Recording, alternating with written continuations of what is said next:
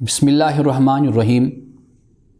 حضرت عبداللہ ابن مسعود رضی اللہ تعالی عنہ روایت کرتے ہیں کہ رسول اللہ صلی اللہ علیہ وسلم نے فرمایا کہ قوم بنی اسرائیل نافرمانی میں مبتلا ہو گئے تو ان کے علماء نے ان کو سمجھانے کی کوشش کی، منع کیا، لیکن وہ باز نہ آئے۔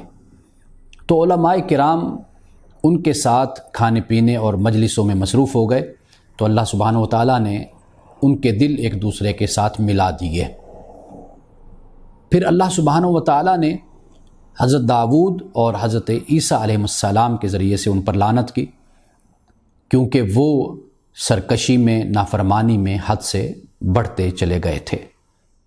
اس حدیث میں یہ بات سمجھنے کے لیے ہے کہ علماء کرام کی بنیادی ذمہ داری یہی ہے کہ اگر وہ کسی کو نافرمانی کرتے، سرکشی اختیار کرتے ہوئے دیکھیں، اللہ سبحانہ و تعالیٰ کے حکم عدولی کرتے ہوئے دیکھیں، تو اس شخص کو اور اس قوم کو منع کریں۔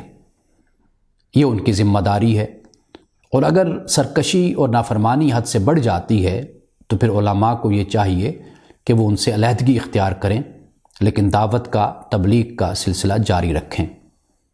ایسا ہرگز نہیں ہونا چاہیے کہ ایک دو بار منع کرنے کے بعد پھر علماء ان کے ساتھ مجلسیں کریں یا ان کے ساتھ بیٹھیں، کھائیں، پئیں۔